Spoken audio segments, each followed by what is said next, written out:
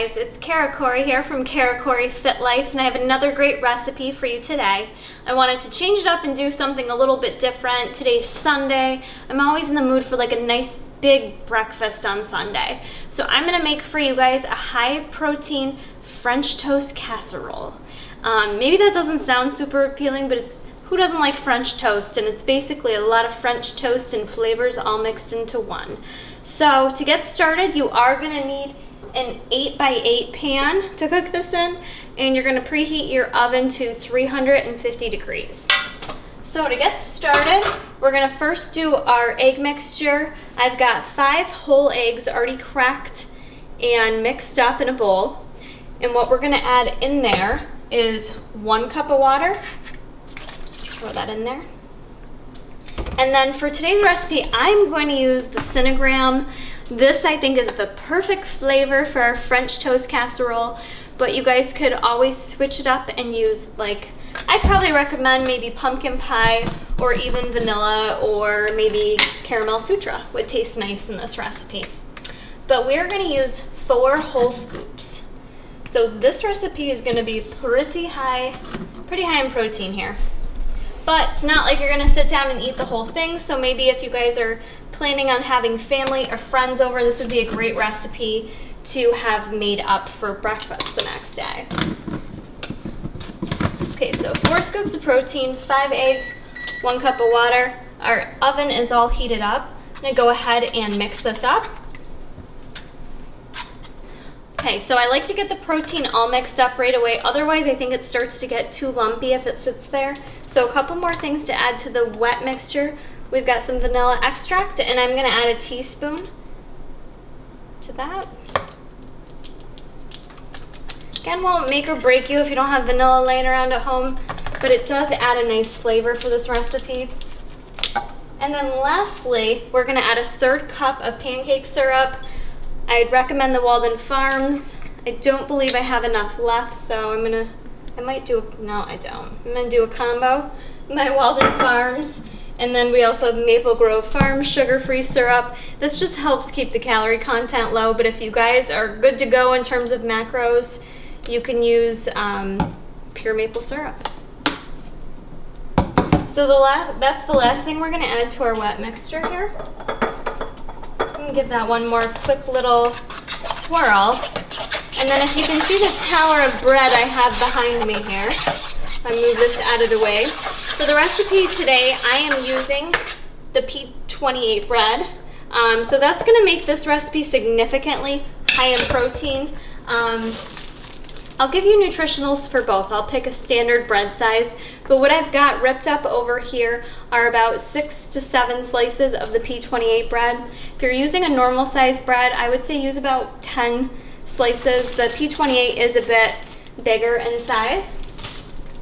So I will give you nutritionals for both just because mine will be super high in protein. So I've got that all kind of cut up in little even chunks. And I'm just gonna kind of throw that in there, and then I'm gonna stir this around and let it kind of soak in all the flavors while we mix up our second mixture to add to it. So just make sure you take a big spoon and kind of mix it all around. You want the mixture, that liquid mixture, to totally saturate the bread and get all those flavors kind of absorbing in there. So I'm just making sure that gets evenly stirred around. And a little taste test. Ooh, it's sweet and good, I like it. We're gonna set this aside. Go ahead and grab another bowl, because there's gonna be one more layer that we're gonna add on top of the bread. Okay, so next thing we're gonna do, and this might sound a little odd, but we are gonna take 1/4 cup of cottage cheese and add that to a bowl.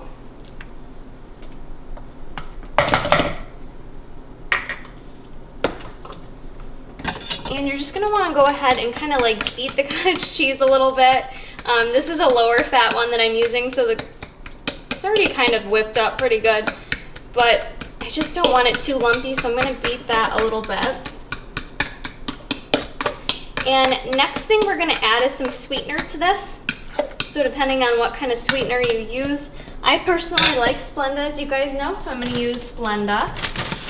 And I'm gonna add 1/4 of a cup of Splenda to the cottage cheese. I'm gonna take my 1/2 cup because it's not dirty.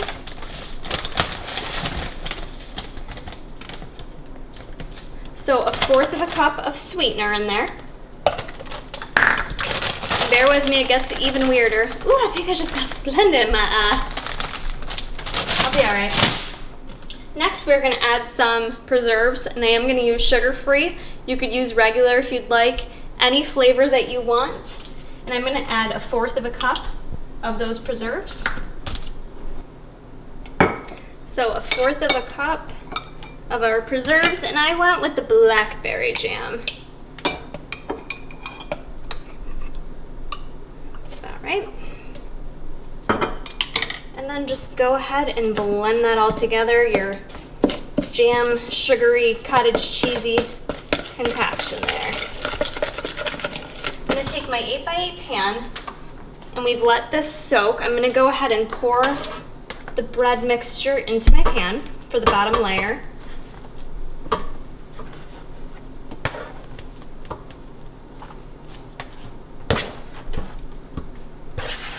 Just get it all in there.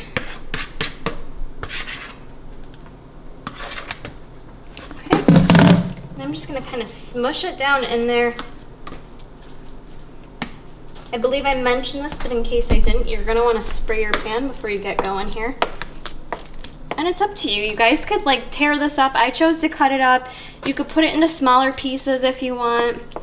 It's really not gonna change the flavor. It might change the texture a little bit, but there's no rules. That's the wonderful thing about cooking. Okay, so that's that, and then we're gonna spread I'm gonna put the topping on, and then we're just gonna kind of swirl it into it.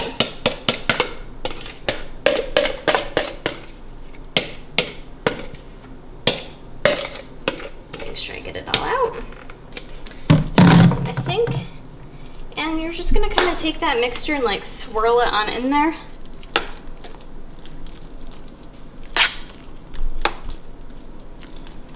Want to make sure you get those flavors kind of mixed around the entire dish.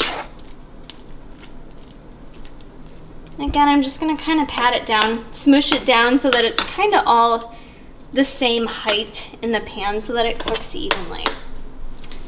And the last thing we're going to add to this, I know there's more, cinnamon, of course. You can't have something French toast flavored without cinnamon.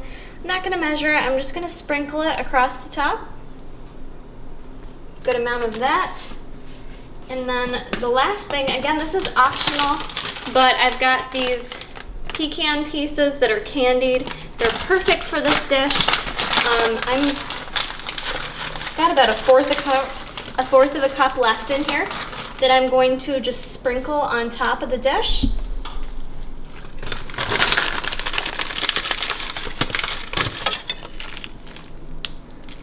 Okay, so that concludes everything added to this recipe. What you're gonna wanna do is take a piece of aluminum foil. I'm gonna cover the top of this. We're gonna bake it at 350 degrees for 30 minutes, and then you're gonna uncover it and bake it for an additional 15.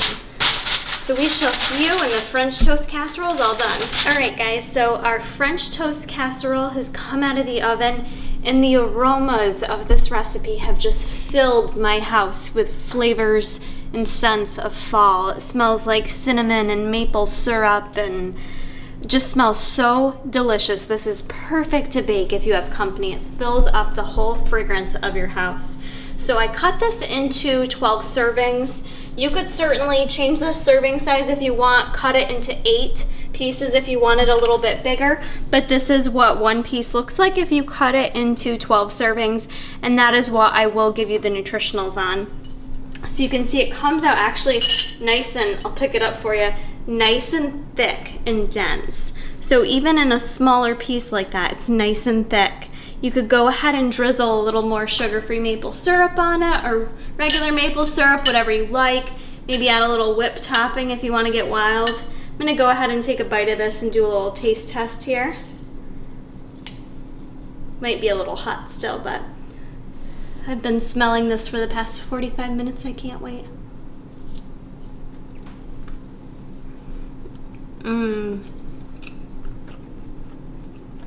Oh my God. That tastes phenomenal. It's kind of a nice twist on French toast, but the preserves, the blackberry preserves, bring this nice sweetness out. It's not overly fruity whatsoever. It just almost kind of pulls out those maple cinnamon type flavors. I absolutely recommend this recipe. Give it a thumbs up and share it with others.